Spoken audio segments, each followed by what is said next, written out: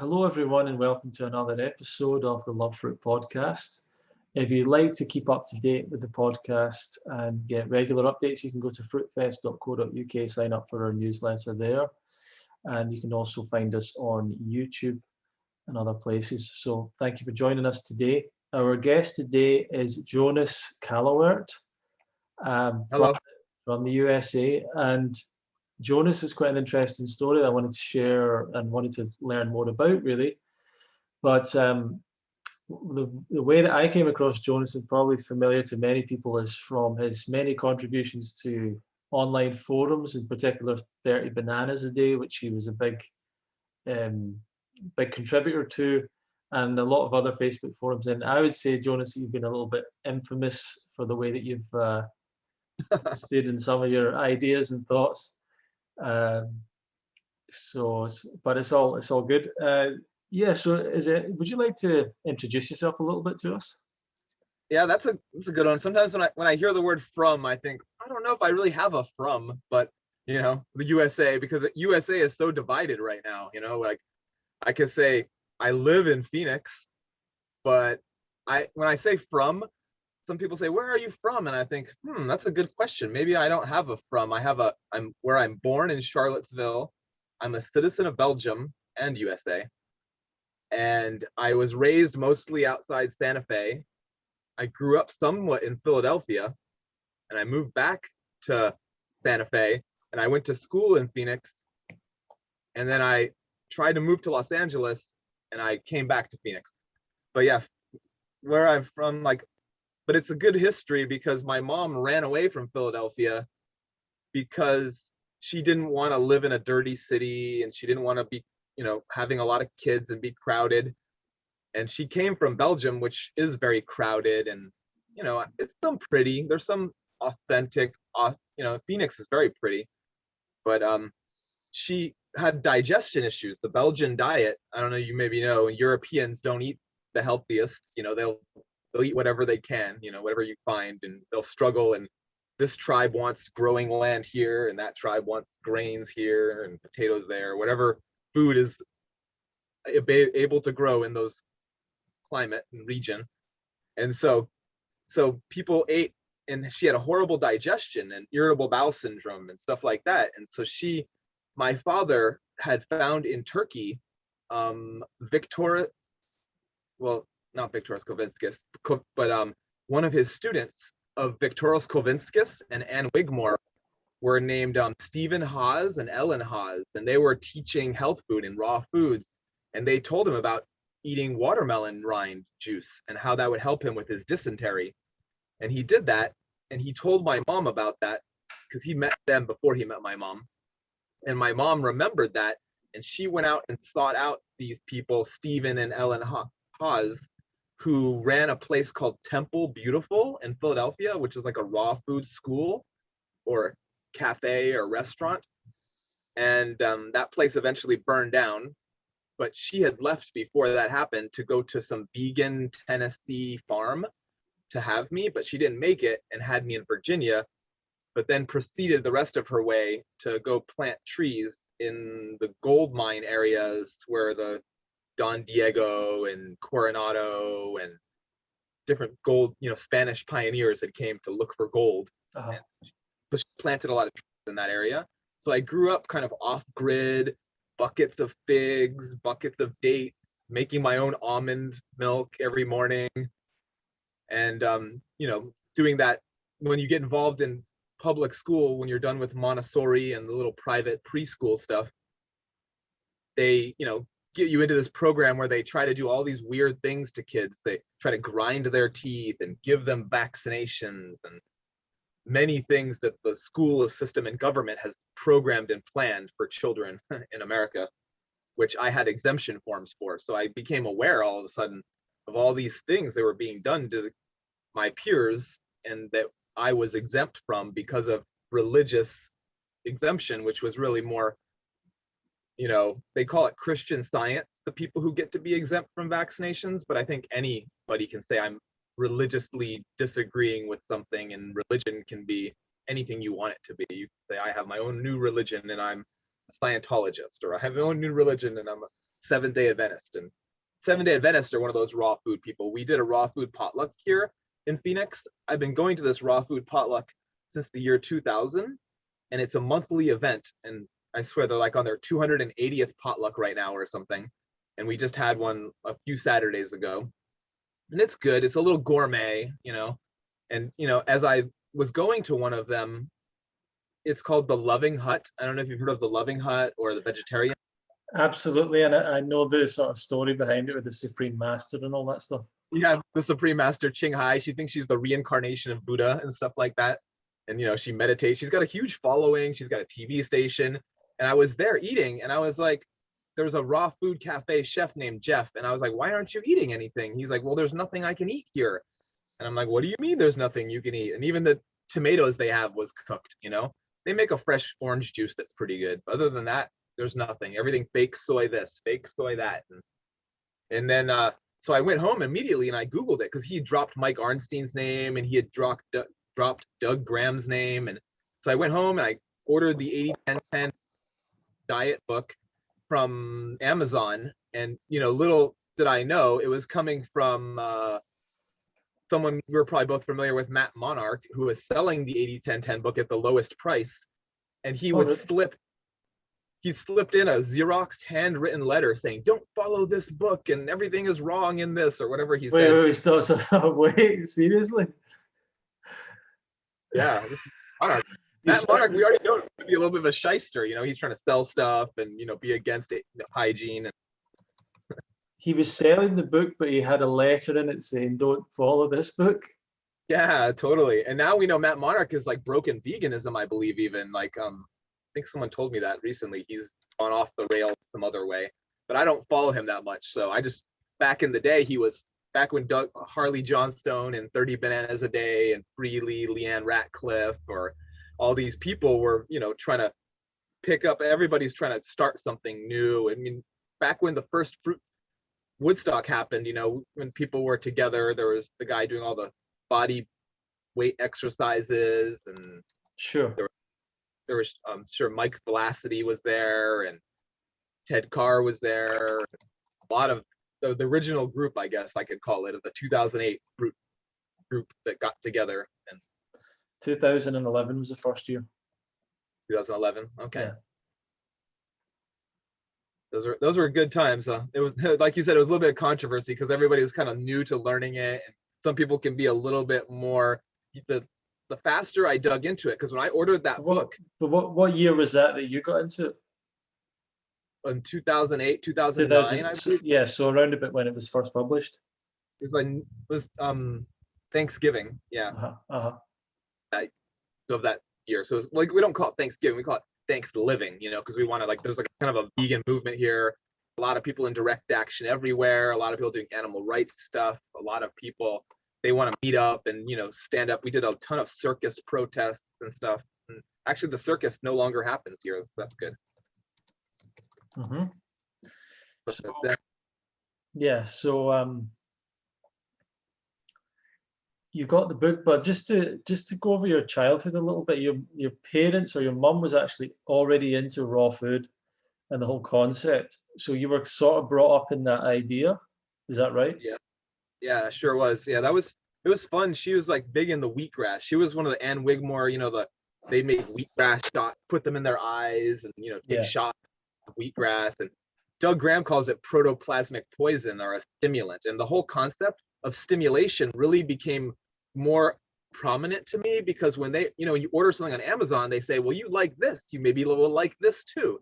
And they offered me a Herward Carrington book, and it's called The Diet of Man or something. And it was a good book. And I was, wow, this had a lot of articles from Isaac Jennings and Russell Thatcher Trawl and Sylvester Graham, and articles talking about stimulation and how we want to avoid stimulation and want to move towards temperance and not getting, diluted or poisoned and causing our excitement, because then we'll be equally depressed for how much we excite ourselves. So what was your diet like throughout your childhood then?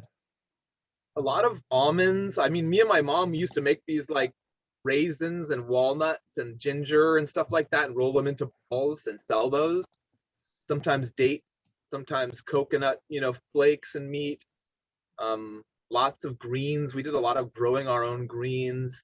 And as I moved into school, I know things changed because my mom had difficulty when I was around first grade raising me with money and funding. So she sent me to live with someone who she met at that Hippocrates Health Center in Boston. And she was an ex-nun. Her name is Pauline, but she wasn't doing the raw food anymore. She was doing what's called macrobiotic. You probably heard of macrobiotic. A lot of rice, and, like Sure. nori and plum sauce and stuff like that. So she had left me there. So a lot of miso soup, stuff like that. And so I transitioned more into that, and she was no longer even vegan.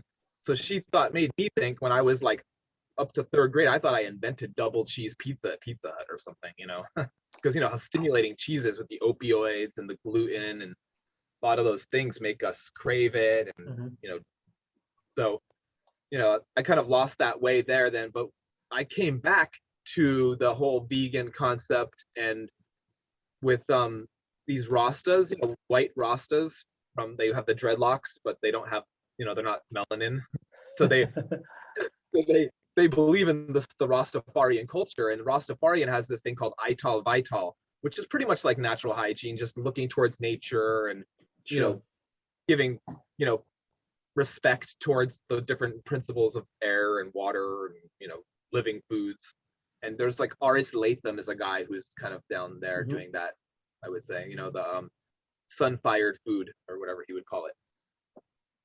And so that was cool. So they told me when I was 15, go vegan when you're 20. And so they showed me a movie, Blood of the Beast, which is a horrible black and white movie of like a horse slaughterhouse in France. You see the horse, they rip the skin off the face, and the muscles of the face move for hours and hours after they do that. And then they showed me another movie called The Story of O, which is a movie about Oissy, France. It's like a horrible place where women get beaten and tortured and trained. And then she becomes a person who tortures and dominates and trains other women. And it was like, they kind of made the point that domestication is phallic. Why are humans involved with the breeding and the controlling and the sexuality of other species? That's really not our business. Are these French films? Yeah, they're both French films. Yeah. So you can speak French? I know a little French. I don't know enough French, but they're translated. Okay. Oh, okay. I've never heard the films. It's interesting.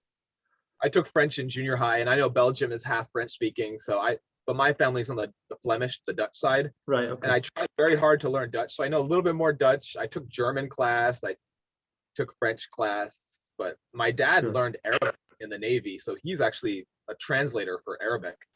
Nice. So let's continue on from there. So you were vegan kind of in your 20s? Yeah, on my 20th birthday, I remembered that I told them that, or they told me to make that promise. And that was my last cheese sandwich. And I was like, I had like Munster, American, provolone, and Swiss all on one sandwich. Because in Philadelphia, they had this thing called the cheesesteak hoagie. And since I was vegetarian, I never ate steak. So I just always make this thing called the Philly hoagie, the cheese hoagie or whatever it was called. But yeah, so I was eating those. Yeah, and that was it. That was my last at Portasub. That was my last with my coworkers at this architecture company I was working with. And then that was it. From that day on, I was always buying fake cheeses and like fake meats and seitan and tofu and tempeh and the stuff that existed back then, because they didn't have what's called Beyond Meat or Impossible Whopper. What was that? The BK veggie was, it's got eggs and whey in it, so it wasn't vegan. So I was like, oh, BK veggie's off the list, and the Veggie Max patty does that same thing. But I heard that now that Burger King has doing the Impossible Whopper, they don't have the BK veg anymore, and Subway is doing soon this thing called this Beyond Meatballs, and even Dunkin' Donuts is doing the Beyond Patty, and Carl's Jr. Hardee's. You don't know who those are, but they're just like fast food restaurants. So everybody's getting on board now with this virtual fake meat, like trying to capitalize on making meat out of peas, coconut, and what's the other thing? Beets, I guess, or soybeans. Right. So, and you went to this potluck, you got the book. What was your first impression of the book when you read the 8 to 10 diet? Were you pretty receptive to it, or did you resist it at Oh yeah, first? it was great. I was like, wow, this book is great, because I knew about what is it, David Wolf's like triangle book or whatever it's called, and the nuts, the greens, and the fruit, or his whole The concept. Sun Food Diet Success Yeah, System. the diet success system, exactly. And so I knew about that, but I also knew that he was kind of like a shyster trying to sell like, sunshine and grounding and just all these, conspiracy theory concepts as, marketing principles or the best day ever. And I was already into general semantics. So when I heard words like the best or the Yeah. worst, none or every, I'm like, wait a minute, I need specifics. Like you ask questions to get more accurate when you hear absolutes. Otherwise, that it could be breaking reason and logic from this Alfred Korzybski general semantic non-Aristotelian thinking. I've always been very existential, like growing up, and when I learned things like I was like, wow, I really resonate with this nonviolent communication system, or I really resonate with this, Nietzsche or Kant or Hegel or whatever it could be, as far as Max Stirner and all the, or people who had ideas and concepts to bring forth, like Spooner and Hmm. the whole You, individual. yeah, you're very into the communication side of things and how you. This is what made it difficult, I think, for people to understand you because you seem to have your own language system that you've. That Yeah, when you write, not so much when you talk, but when you write, yeah, you sometimes say things that it's hard to fathom what you're yeah, saying. yeah. Like I took out the verb to be in that book, just told, simply told, or whatever it was called. I rewrote that whole book, and it's kind of like I found all these really cool books. So as soon as I found that the Natural Food of Man book from Carrington, and then I kept finding more books. So I got this My God Heals, Does Yours by Edwards, I guess. And then I got a lot of other books from like Yeah, 1800. this is quite an interesting topic because I think that you seem to have a really good understanding of the history of the movement of natural hygiene and everything. So for you, can you give us a kind of rundown of where's your head at with it? Like where did it start? How did it get to where it is? Okay. We can go way back to the beginning. Let's say that Pythagoras was traveling through the Middle East and trying to learn things from Carthage and civilizations that no longer exist. And he came across the Egyptians, and the Egyptians had these people called the Oracle, the Delphis. The Delphis were a group of women who were very powerful in Egypt. And I don't know, maybe they built the pyramids, but they were the Egyptians, from what I learned. When you look in Wikipedia and the history books, you find there's these people called the Pelasgians, and they lived in an area of Greece, and they were very much into living foods and vegetarianism and trying to be healthy. And like this knowledge, I feel like, is intuitive to most species. Like birds know how to live, animals, like wild animals, they know what to do to survive. Whereas humans, we maybe have lost our way. So maybe we've started writing stuff down, and the Egyptians have documented this stuff and kind of put it into a system. And what they told Pythagoras was just follow nature. And that's kind of to the concept of what the bear is doing when it's hibernating, or what an animal does when it breaks its leg. It really just has to lay there and sip water and fast, go Mhm. into a fasting state. And so kind of the Greeks rediscovered fasting kind of by accident, by building these temples towards gods, like the god of Saturn, the god of Venus, the god of Pluto, all these different gods they gave names for. The god for this disease, the god for that disease, or just like, Hygiene, the goddess of this, or there's different temples where they do this thing called temple rest. And so by going to different temples for different problems, they found resolution to some of their problems. And I guess that got carried on. And in the 1820s in America, this guy named Isaac Jennings, and around at the same time, this guy in Germany named Vincent Priesnitz, who was a priest who was kind of questioning things. And Isaac Jennings also was a priest who was kind of questioning things. They're kind of what's transcendental is the term, where they're taking more analogy from their learnings and teachings and kind of translating it. And I guess Isaac Jennings found this information from Pythagoreanism, because a lot of the founding fathers like Benjamin Franklin were doing this fruitarianism ideas, because the Pythagoreans in Italy were doing not just studying of truth and philosophy and giving equal rights to men and women, but were, you know, having a really interesting concept where the outer circle didn't speak and the inner circle didn't own possessions. And I guess they had tons of grapes and figs. Talk about that. Talk and about so what are you talking about there? The Pythagoreans. Pythagoreans, yeah, like a philosophy group. They were seeking truth. They're mathematicoi, they might have called themselves. And they were, you know, there was 9 of these schools I heard throughout the Mediterranean, and a lot of the Roman Empire, I guess, or the empires in that didn't like Pythagoras. And I heard he was 99 and really fit, and he was actually assassinated somehow, or had died. How good do you think the historical, factual nature of that all stuff is? Do you think it's pretty Oh yeah, strong? Or some people say it could be all made up, and there could really have never been a Pythagoras, and it could just be a concept, you know, to kind of carry on the idea. It's like I think that's likelihood too, because a lot of the Essene Gospels that we found, that are like all the books that have been taken out of the Bible and those kind of things, they have historical precedents, like Acharya S. or D.M. Murdoch, and have done all these studying of like the similarities of different cultures and mythology, and people learning about, you know, north symbols or south symbols, stars, and, you know, a lot of that Pythagoras stuff was mapping of the constellations and making up of astrology as a concept for entertainment, I feel like. And it's, you know, not only to keep track of the movement of the planets, but also to give meaning and purpose, and, you know, let people have to talk about. But so Isaac Jennings had 2 other colleagues, that Russell Thatcher Trawl and Sylvester Graham, who was more of a carpetbagger kind of a guy, was also an ex-priest traveling the country. But Thatcher Trawl gave this speech before the Smithsonian called Hygiene versus Medicine, where he was really talking about all these laws of nature and concepts. Because what Isaac Jennings did is he was giving people placebos, giving fake medicine of like colored food coloring to people in just a pill that had no purpose, it didn't do anything to anybody. And they would tell them, don't eat any food, just sip water, take this pill, and if you have the same problem, come back again and we'll just do it again. And he'd do that for 20 days, and he never told people what he was doing. And when he finally did tell people what he was doing, they kind of tarred and feathered him. They kind of like, that's blasphemous.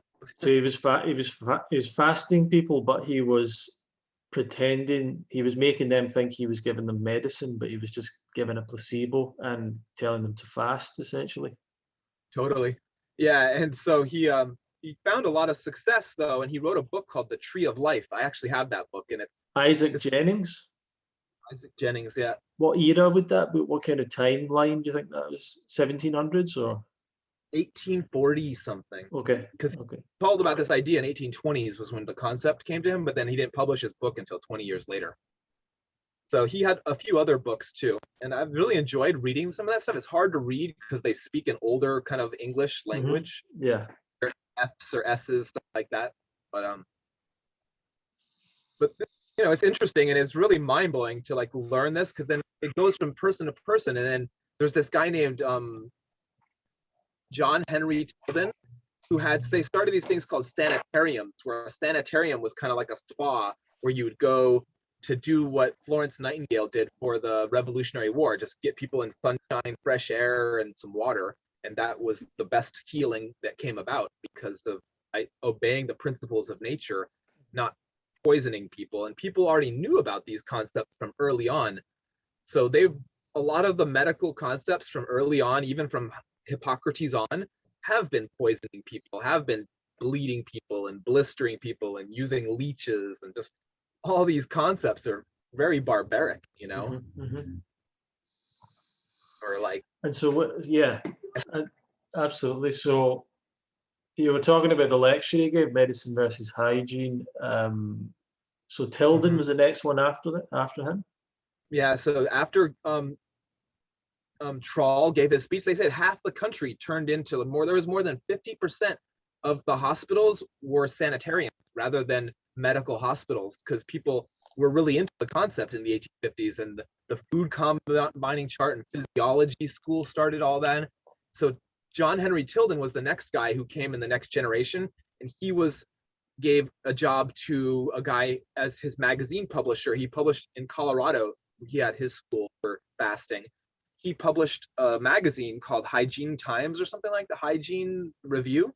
And he had a guy who worked for him, who came to work for him, named Herbert Shelton. Herbert Shelton was this amazing publisher. And, you know, there's guys between that, like a guy I'd say who can't be forgotten about was Barnard McFadden, who was a publisher as well, who was a really big into bodybuilding and weightlifting and physical culture, called it. Yeah. And so, yeah, I mean, and as you were so saying, they all had sanitariums or fasting centers. They were publishing a lot. That was how they reached their audience, I suppose, at the time, was through magazines, newsletters, things like that. Totally. And they were giving lectures back in the day, being more of a lecture circuit. When the American Natural Hygiene Society started, I'm not 100% sure, but I know when it ended in 1998, and I heard there was a dispute between the cooking and the non-cooking people. 1998. 1998, I heard that was the last year of the ANH.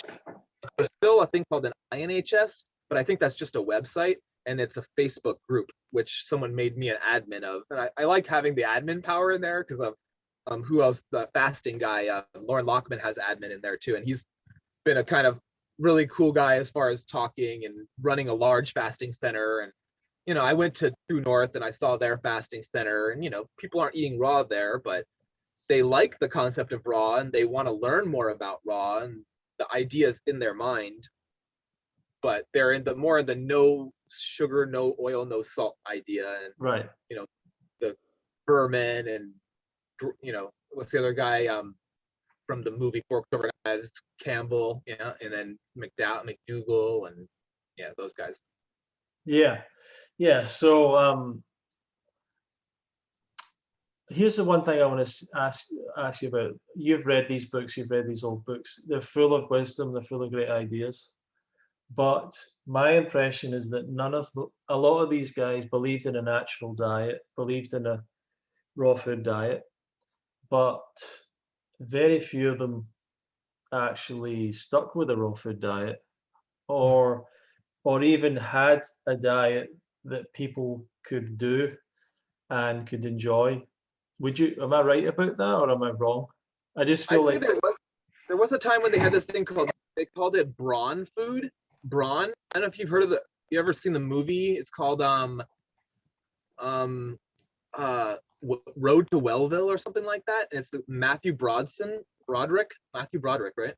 And he's an actor, and he's in this movie called Road to Wellville, and it's all about Kellogg, John Henry Kellogg. Right. He's going out to the sanitarium, and you know they weren't, you know, they had some funny concepts. They're more maybe into anal washing, which is called colonics and stuff like that. Like they call it the water cleaning therapy, or they had another word for it. But there's a lot of times I feel like there's upgrades that people have made. So they thought at this time brawn food, which was ground up grains, dry but raw. So they were eating raw grains, and they knew which way to combine it and which way not to combine it. But I believe there was this guy in England named Burke. I have to look that up for sure, but he didn't really like the starch. He's like, we got to get away from this starchy foods with these lectins. And Doug Graham has written a great book about that called Grain Damage, or that's not grain damage, but grain damage.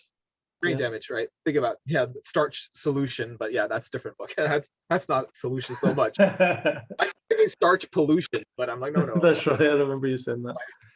My lips.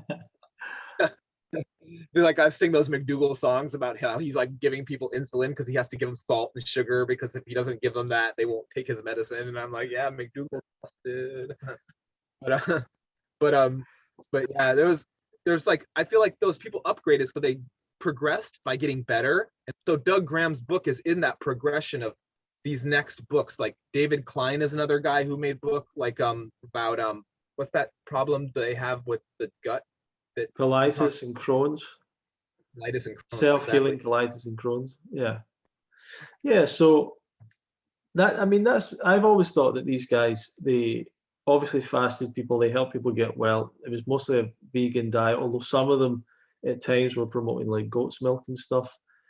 Goat's milk, like Walker's the goat's milk. My mom was one of the people who fell for the goat's milk thing with the Walker. And he said, but the book said they're the size of humans, so it's better for people. And she's big into make goat's cheese, but she didn't eat it. She'd just sell it. My mom's a silly person. She'd do these things that were kind of sketchy, but then she partake in them, but she wouldn't consume those things herself. Like even like sauerkraut, she would make a lot of kimchi, but she doesn't eat it. She just sells it at the farmer's market kind of thing. Yeah. But yeah, so there was all that kind of stuff going on. But I don't really think, my perspective is that people thriving long term on a raw vegan diet is mostly an ancient thing and a modern thing. Like I don't think Herbert Shelton and a bunch of these guys were consistently raw for years. Yeah, they went into milk a bunch, and the same with Barnard McFadden. He promoted some milk in his book a little bit too. So Sure. So give us some ideas of what you've talked about, some of the books you've read. What would you say are some of the important books if people want to read through the very simple and easy was that My God Heals, Does Yours book. That book was very, like, every chapter says the same thing. It's very short, very concise. That was a beautiful book.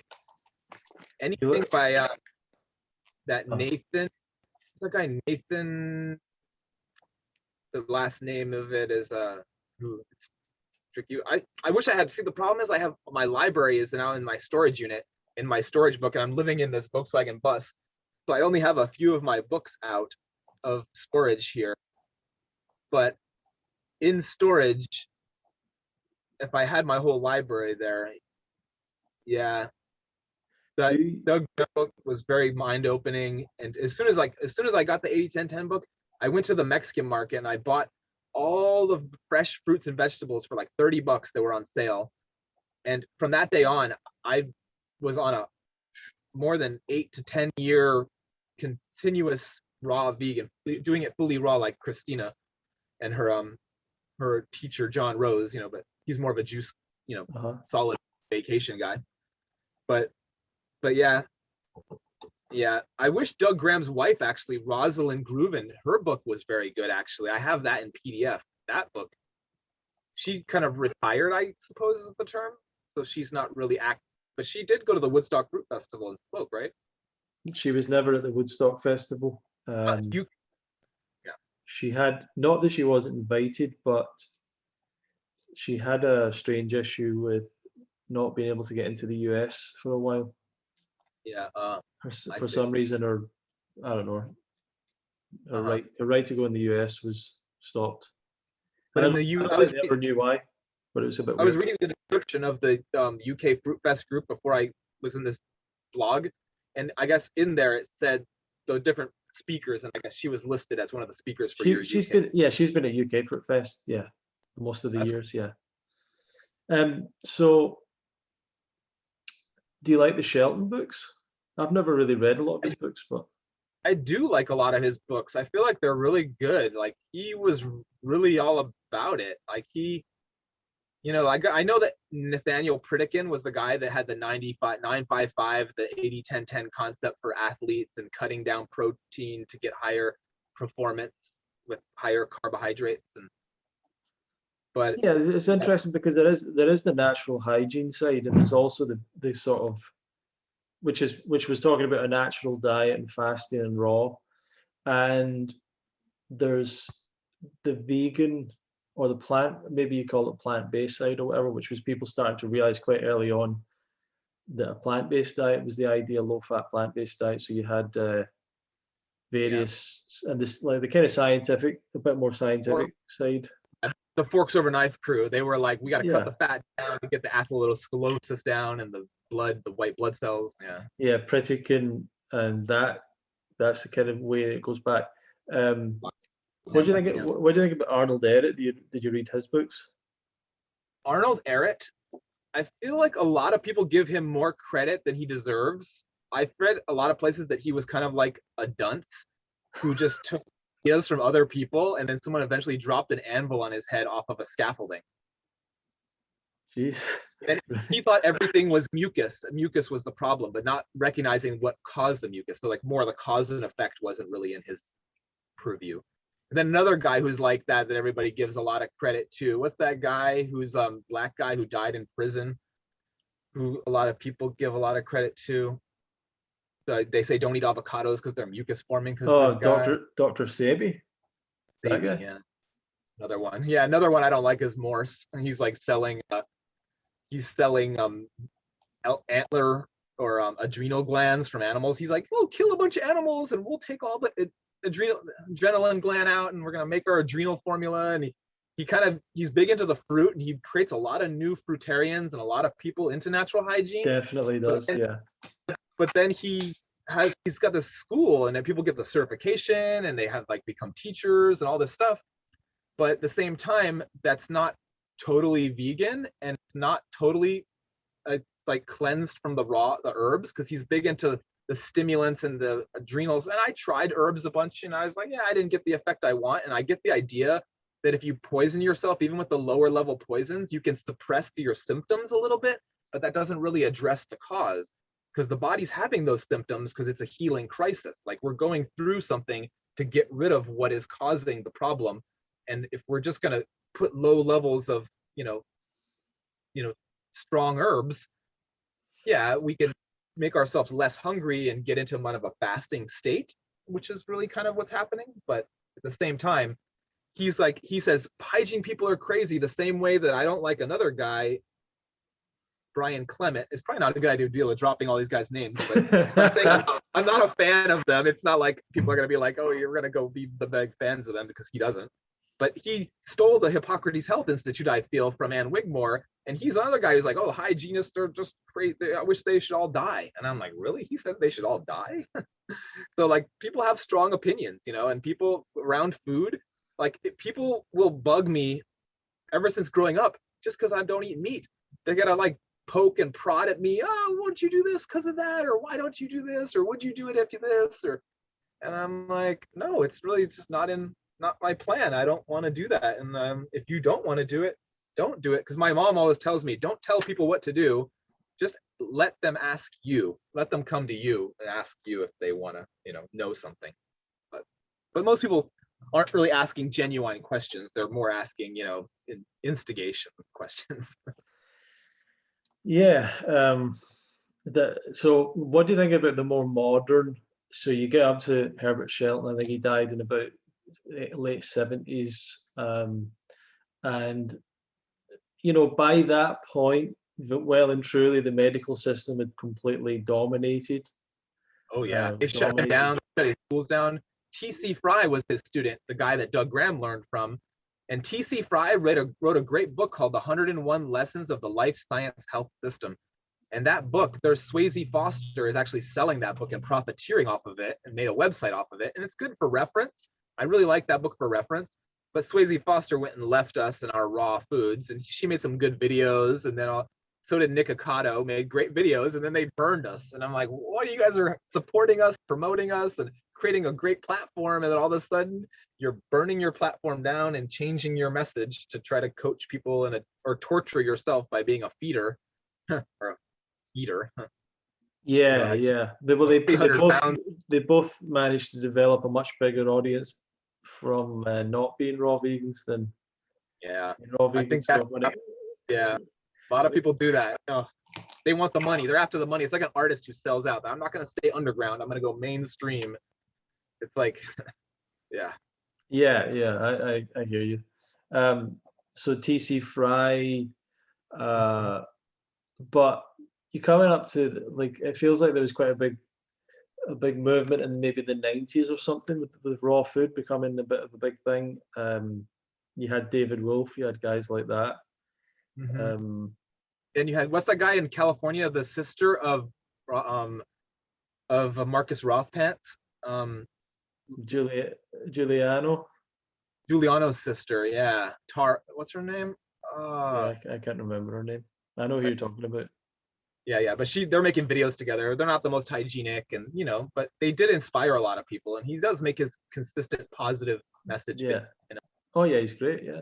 So you've been raw 8 or 9 years, and it sounds like you just basically read the book and you stuck with it since then. Was that how it went? The minute I read it, and the first day I got all those vegetables and fruit, And I started following the, making the meal plans and saying, oh, wow. And like, I looked at chronometer. Chronometer was one of the biggest advantages, because when you put 1,000 calories of any fruit in chronometer, you look at the vitamin and mineral content, amino acid content of it, and you're like, wow, this is hitting every target. I'm higher than I need to be in every range. And even when I had an accident and I went to the hospital, and they said, wow, your blood and they're so high. How did you do this? And then they said, wow, that's the power of fruit. And they knew that. The doctors acknowledged to me that they knew that fruit was very, something the body could use to heal and become better. But they said, no one is going to listen to us say this, so we have to take shortcuts, meaning poison people with medicine. And they said that right on my bedside. And I was like, oh, okay, I hear you guys. That's your message. And then, oh my gosh, I don't know, I want to get a little nasty or raunchy here, but they were saying, well, how did you get your B12 so high? And I have all these B12 videos I've made, like taking videos of like B12 from different people who said things about the intrinsic factor and the different sources of vegetarian sources of B12. And one of those is an article from a Navy guy named Cohen, who says that people who have a healthy sex life don't have low B12, and saying that the fluids from men and women have 40 times more B12 than our intrinsic factor of our blood. So I told that to the doctors, and I'm saying, yeah, why don't you just recycle? And then you'll see B12 go up. I don't know if they took it serious or if they felt like they could tell that to someone else or something. Interesting. Some people think my video's a little bit over the top, but whatever. So your transition to raw did you have any struggles with it? Or did you find it quick?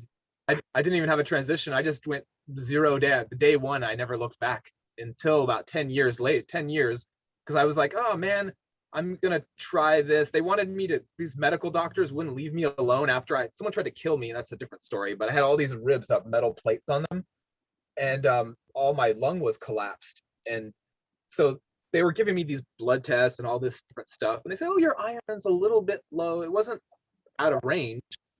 And they said, well, get your iron up and take an iron supplement. And I was like, I won't do that. I don't take supplements. I'm not going to take those. And they wanted to take a vitamin D. And I said, well, I'll show you how to get my vitamin D up. I ride my bike around. A lot of food I deliver is vegan, but a lot of people pay. I feel like there's a misanthropic culture. Like there's a lot of people who are very anti-people, like people who don't like people and people who don't like themselves. And so and people who are stimulated by very innervating food. And so, yeah, they're going to pay. And a lot of people are very lazy and they won't even pick up their food. So they'll pay people like me or Mark Tassi or other raw people I know who actually ride bikes too and deliver food as a form of employment. And so, yeah, I would bring this food to people, but yeah, and have enough food. And I just had enough energy. I just had tons of energy. I was hydrated. I had enough food. And just keep doing. Oh, so yeah, I was curious. So when they said my iron was a little low, I said, well, I can show you how to get my vitamin D up and how to get my iron up. So I even got out in the sun, rode the bike, shirtless a lot, and I got a really good tan. Even my mom says, I've never seen you so tan. And I'm like, yeah, I get it. Sun is good. Sun makes you feel happy. Sun gives you vitamin D. And I got my vitamin D higher than the range. And they're like, never mind about the supplement. And then as far as the iron, I just went and ate some whole beans. I said, okay, I know that Pythagoreans said no beans, this and that, but I'm gonna break raw. I'll eat the iron, I'll eat the beans. And now I wish I would have just eaten a bunch of cilantro or parsley instead and just try to show them that. But that's a lot of parsley, like there's not many calories in lettuce, sure, that stuff. So you'd have to eat like 30 heads of lettuce, just like you'd have to eat 30 bananas to get the caloric density that you might need, and your stomach's gonna fit that. And so I just show them that, and I got it up. And so when I did that, I figured, well, I might as well, now that I'm eating some beans, I might as well eat some Beyond Meat and try the Daiya cheese and try the Impossible Whopper.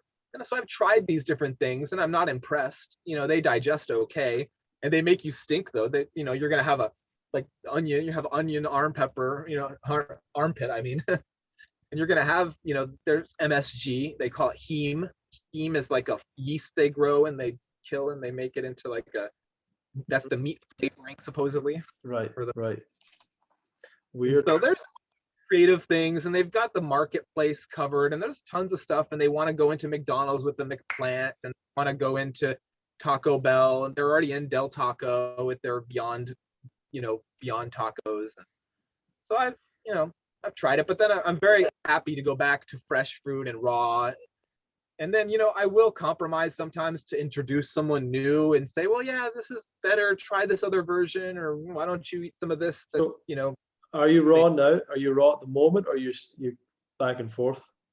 I am raw at the moment, but I have had a last meal that wasn't maybe in the last month. So yeah, Sure, but sure. I prefer to be eating raw, and I know the difference in digestion and hydration and So what is your raw diet? What does it look like when you do eat raw?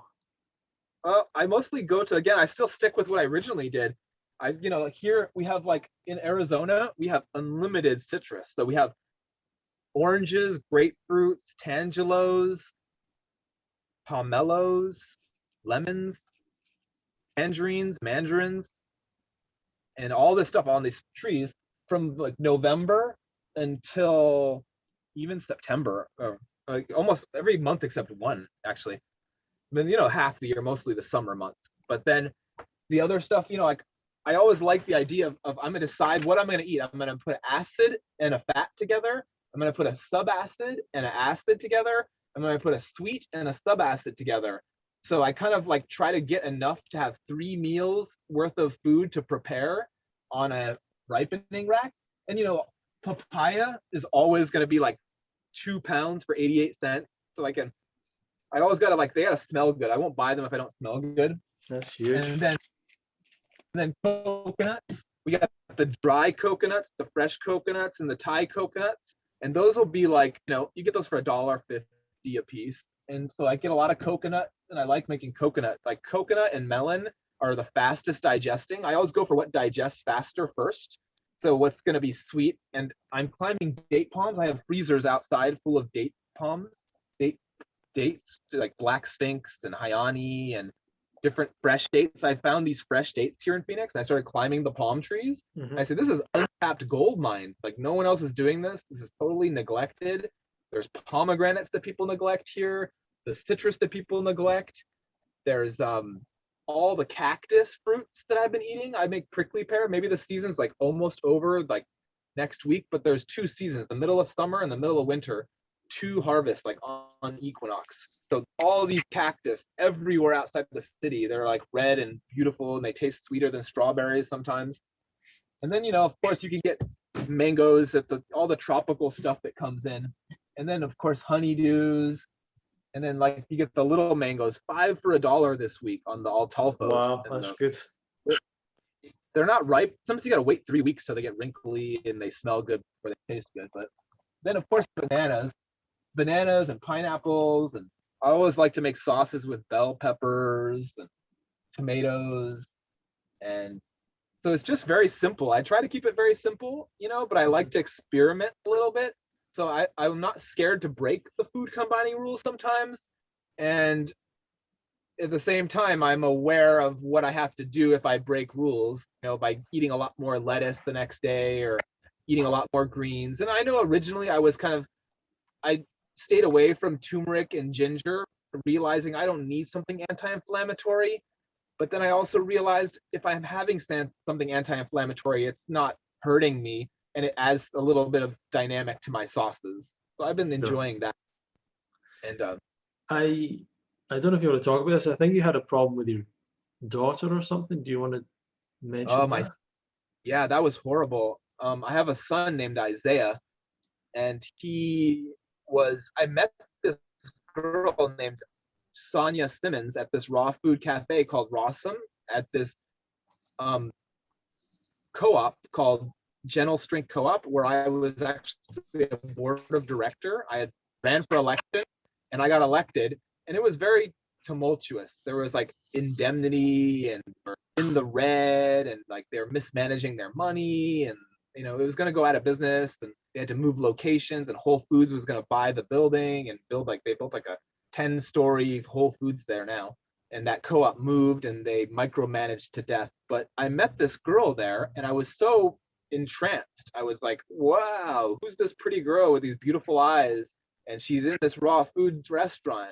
And she's vegan probably, and this and that. And I saw her there, and then I saw her at a poetry thing, and I saw her at something else. And then we hung out, and I got her to hang out with me, but then I couldn't. I don't know. And one thing led to another, and then she ran away. And I tried to bring my mom to her house to meet her and say, "Oh, there's this girl, and she's really beautiful, and I thought I liked her," but she locked the door. Well, eventually, her own mother turned her in to this thing called Child Protective Services, which comes and takes children from people who aren't taking care of their children in the way that the government wants them to. And so I went to court and tried to help her get that kid back. I never had a knowledge, and I didn't know this kid. She ran away before he was born, much like my own mother did. So I met him when he was 3 years old at a raw food potluck. She came to the raw food potluck on the street that I'm on actually now, Moreland. And it's a beautiful little pink house. And I know the guy who lives there. He's not doing the raw food anymore, but and I have another friend who lives one south of him. She's really nice. And she's really interested in the raw food salads I'm making her. But eventually I went and met him every week, 45 minutes. And I guess the people at the government workers, they didn't like the food I was bringing. I was just bringing different types of food to see what he might be interested in, this fruit or that fruit. And they made these rules, like you can only bring a pear, an apple, and a banana, nothing else. And they say you're not giving him enough protein. That's a potential for neglect. And we're going to terminate your rights and go to court against you. After they told me they're going to reunite me, and then they changed their mind and said they're going to terminate my rights because I'm not eating meat. And I fought all the way to the Supreme Court of Arizona, and I appealed and I lost. And even the lawyer that they assigned me was against me. It was really just horrible. I was like, how do I had Karen Ramsey helping me. She wrote these great papers. I had that guy, what's his name? What's Doug Graham's other friend in California he used to work with? His name is on the top of my tongue. Timothy Trader or something like that? Or Tim Trader, that's right. Tim Trader wrote me a letter for the court as well. So Tim Trader and Karen Ramsey were backing me up in court, but the court only had a more biased opinion, honestly, of me and our lifestyle and everything I was doing, and wouldn't even give me a chance. And it turned out that it was the people who adopted the kid had adopted other children of this girl I knew. I didn't know she even had those children. I didn't know how old she was until I married her. Actually, I was like, whoa, she's like 10 years older than me, 11 years older than me. But yeah. But she turned out she wasn't even really raw either. Someone saw her eating a cheese quesadilla, driving her old car, and her car's not very clean and full of trash. And I tried to help her, and she wouldn't let me help her. So I could do. And I hope one day that this adopted child of mine comes out of the woodwork, and he has the rights to find me if he wants to from the adoption agency. So when he's 18 as an adult, he's allowed to know who I am. But I wish I would have won, and I wish I could have been a single father if I tried, but I didn't succeed. well, that's a shame, man. It is. Yeah, so this was against you. Yeah, pretty sad. It's hard to find people like, I'm glad that there's raw food potlucks. I'm glad there's a meetup group where we can meet up. And even if everybody's not on the low fat page, or everybody's not on the no salt page, no oil page, or no vinegar page, they're still there and they still have an idea. But it's kind of sad that there is the division there, because you can make a fruit luck and those people aren't going to come to your fruit luck, but you will still go to their raw. Well, I mean, you came across a lot online that you were very strict hygiene, and you were always, it sounded like you were criticizing people that included spices, salt, or whatever in their diet, but especially things like spices, which you were very against, or herbs or whatever. But it sounded, I don't know how much you were genuinely against it, or that was just, it came across everything that way. Herb could be everything. Every plant could be called an herb we want. So even the fruit come from an herb plant. But yeah, I feel like I was just maybe being less than critical. I was being more kind of explaining the reasons that natural hygiene, or people would have said, we don't do these things because of the volatile oils and the free acids is what I was learning into, was the different things. There's non-free acids like citric acid, and there's free acids like malic acid and carbonic acid, just things that our body, I guess, there's things that are mineral element compounds that are organic and inorganic. And the way it was explained to me is like, sodium is like a jumper. It can jump to sodium chloride or sodium potassium, sodium, so it can make partners with different things. And so these different things, when they get denatured by heat, they become non-useful to us. So a lot of the things, we have the middleman of the plant. We need the plant to take the minerals from inorganic state in the soil, to put them into the cells of the plant. And then when we eat those plant cells in their ripe, assimilable state, we are able to get those organic mineral element compounds, and there's 7 of them, you know, fluoride, chloride, sodium, potassium, chloride, you know, hydrogen, you know, potassium, all these mineral elements that are building up the cellular or cells or chemistry. So it was kind of cool to hang out with a bioorganic chemist for like a year to get a lot of insight into that. I already was good with chemistry and physics, but you know, having someone who's even educated in it from a college PhD level was really helpful. Yeah, absolutely. So what would be basically your advice for people who are trying this lifestyle or who are getting into it? How would you sort of encourage them? I like the concept of like go all in and don't look back, but I also say get enough, don't fail. You know, like knowing that you're getting enough calories is a big deal. Like sure, people I see a lot of memes that say, oh, don't worry about counting calories when you're eating fruit, but you know, or don't worry about calories in general, but knowing how many calories are in things, kind of like research, being well read and researching and knowing are more about physiology and what having enough around, because a lot of things aren't going to be ripe when you buy them. You can't just go to the store and buy what you want to eat unless it's like an avocado or a tomato or a lemon mostly. And those are easy to eat. And I'm glad we have these Mexican food restaurants, like kind of making a list of what are your sources, like what farmers markets, what larger supermarkets that are for discount, what sale days you have. Like we have Wednesday sale days, things go on deep sales on Wednesdays, and without Wednesdays it'd be really hard to survive in this lifestyle affordably. And you know, that local foraging, knowing what grows around you locally, maybe even doing your own gardening and planting, like even Mike Velocity, what he's growing pawpaw inside if he had to, right? Pawpaw fruit. Yeah, that's another thing is you do a lot of foraging, and you're able to do a lot of foraging in Arizona. What's that? You live in Arizona still? Is it that Yeah, where you live? Yep, that's where I'm at. So what's it like there? I've known a lot of people that have been raw vegans that have moved there or live there now. Is it a good place for people who are interested in raw food? Oh yeah, Dustin came out here, and me and the transitioning breatharian, Jeffrey Bernstein, we took him to where the oranges are. Orange juice. Yeah, orange juice, the transitioning breatharian. Mm-hmm. We took him out to the Valencia Park in Mesa, where there's all these oranges. Like they have in the streets in Mesa, there's a certain area where the streets are double lined in citrus, so it's all public, and you can just go picking oranges and grapefruits and citrus all over. And he actually made a business out of it and sold some of that citrus on the internet before he moved back to Sacramento, I believe.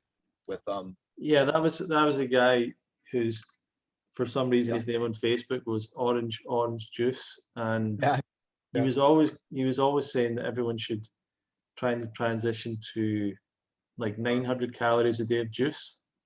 He's got MS, so he's got his MS. He says because of his disease that he has, that he has to eat only 1 or 3 meals a week, and he's moving it down.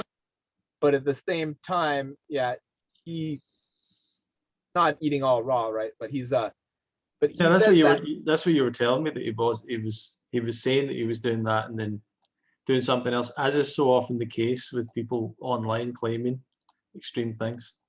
Yeah. And so it's like, you know, yeah, it's like he's trying to say he's going to eventually eat nothing. And these breatharians, who's another breatharian? What's that guy's name? That he learned from? He's got the tattoos on his face and he's black. Genesis Sunfire? That's right, Genesis Sunfire. That's who he said he learned from. Yeah. But like you said, there's no evidence to them saying that. But I get it, prana, and I get it. The body can heal itself, and the body can eat itself. Anabolism and catabolism. We're creating new cells and we're burning new cells. So we're constantly recycling our own bodily cells. So we are very efficient, and it's more knowledge and there's more intelligence to our body than we may ever know. And we know a lot, and we continually know more. And maybe we're going to turn ourselves into a cyborg, and that might be a disadvantage as well as an advantage sometimes. But yeah, I like the concept of prana or chi, but I think it's a completely mistaken idea to try and substitute them for food. Yeah, because then you're not going to have, because like it's really important that I learned when you sleep, the quality of your rest determines the amount of your energy for the next day. So if you got it well in the day, sleep well that day you ate, and then your next day's energy, the glycogen has loaded into your cells in your state of rest for the next day's use. Yeah. There's a number of people that have kind of argued with you over the years.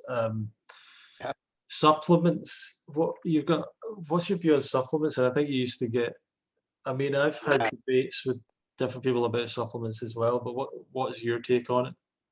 I feel like a lot of them are analogs. A lot of supplements are denatured. A lot of things that people want to make, like green powders, for instance, I'm saying, you've kind of semi-heated and cooked that, and you've denatured it a little bit. It's not as optimal. There might be a little bit of absorption of nutrients that are useful there, but the quality of those nutrients, I feel like I had Doug Graham respond to me on this once on a video. He made a video that was really good, and I remastered it, and it was really an important video, I feel like, because Doug broke it down really well about supplementation and the reason we want our things from whole plant food, in when they come attached with what they would have been formed and put together with. Like the fiber is even so important.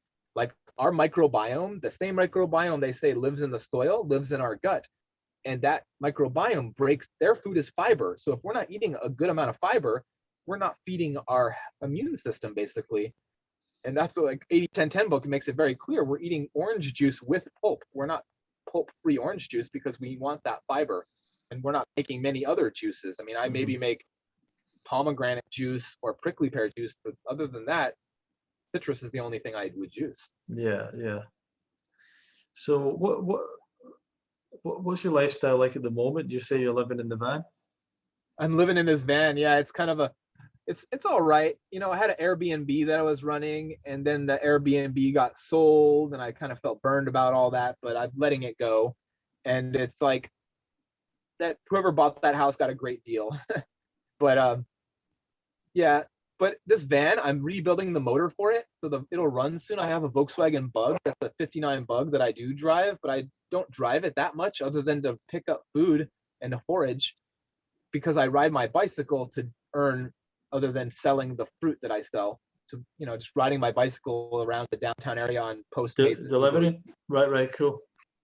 Food delivery on Uber Eats. There's a lot of good vegan restaurants. Like I deliver a lot of smoothies, and I get free game. I don't try to do anything offensive to the people who I order from or I deliver to, but everyone in between, just say anything you want, honestly, to inspire people to like care more about themselves or to think healthily or whatever. Yeah.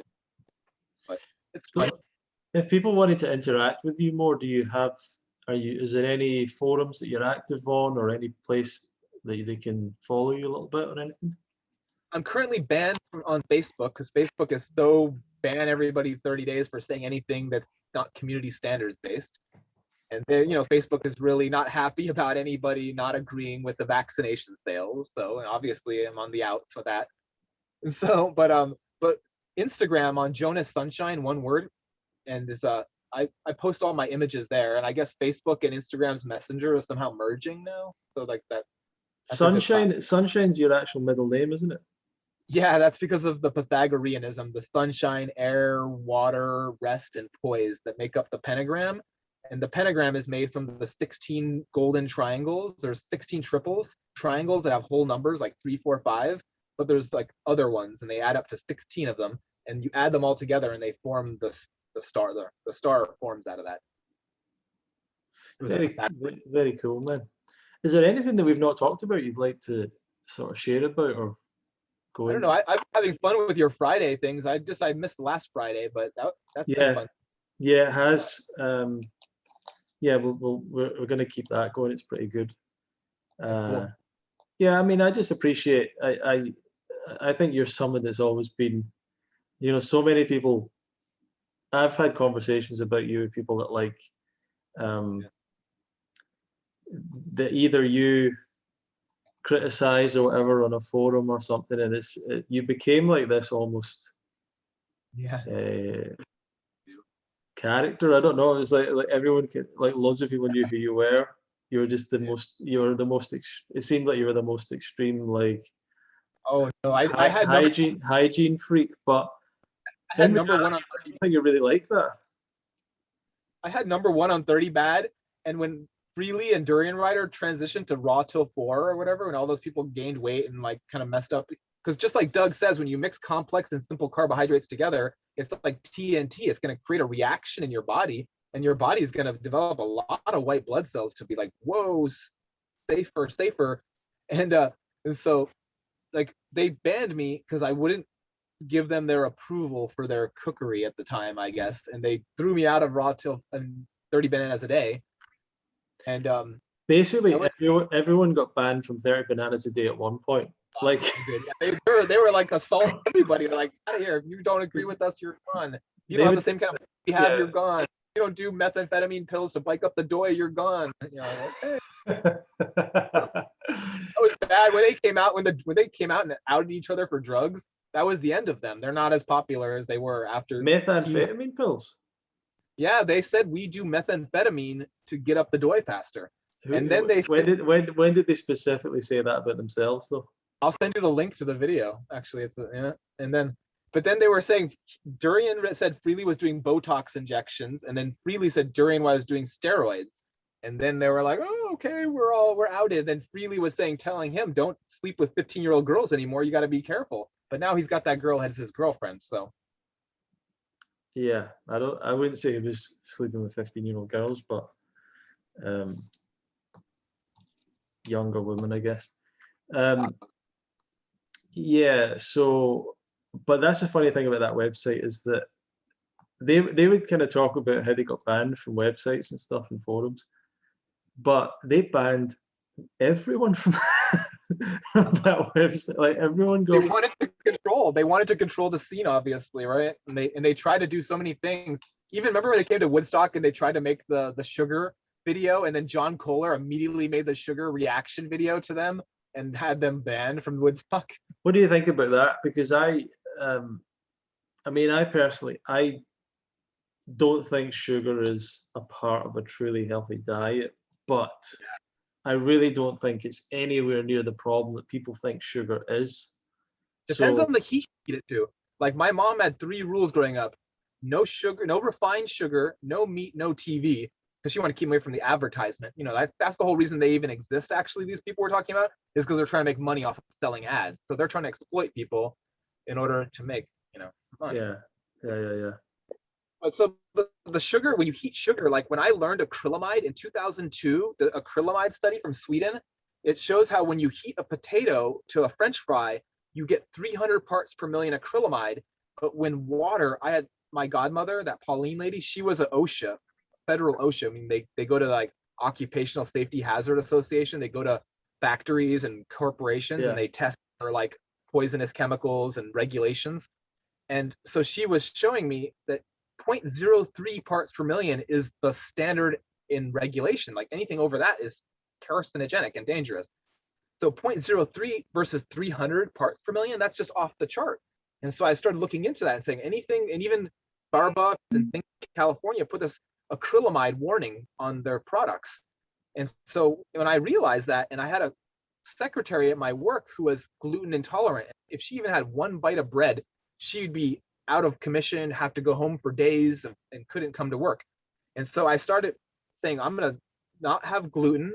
I'm going to avoid things that are overheated by baking and frying. And I called myself boiletarian at the time, is in order to avoid these heated things. And I knew that when you heat sugar, like the way you make sugar, there's different types of sugar. Like if I just got carob pods off the trees around here and I just smash them up with a hammer, grind them with the coffee grinder and make them into a sugar, that's a granulated sugar that I didn't have to go through the heating process of sugar cane or high fructose corn syrup, which is even worse, what they do to genetically modified corn to make it into like the #1 sweetener that most people are drinking with oil in a drink, causing themselves instant diabetes. Like, look at a Coca-Cola's ingredients. That's just the ingredients for diabetes.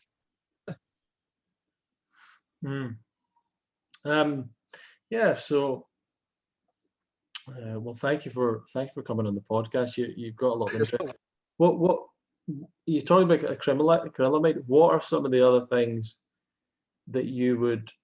What are some of the other reasons to be raw and to not eat cooked food?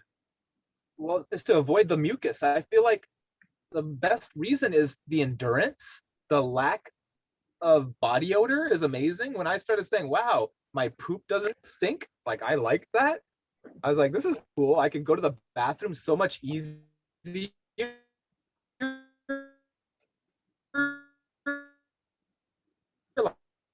Like, go to the bathroom for 2 or 3 seconds. Like, it's just so much more enjoyable. What are the things that are going to inspire people, like what to make just even the effort to make a try one day, one meal, even 30-day challenge is cool, but you know, to keep going on something like that, you're going to lose the benefits. Yeah, you know, I feel like pause a moment if it seems like your connection wasn't so good there. Just give it a second. I think it's okay.